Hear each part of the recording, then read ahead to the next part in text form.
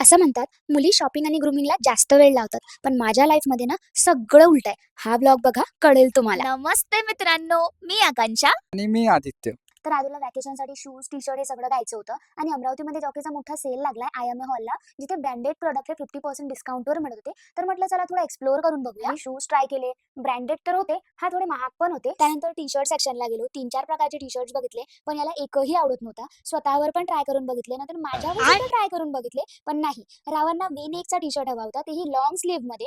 हे सगळं कसं काय आपल्या मनासारखं मिळणार ना? आणि त्यात बाजूचे काका हिंदी मराठी मिक्स करत बोलत होते, "घाल के देखो ना, घाल के देखो ना."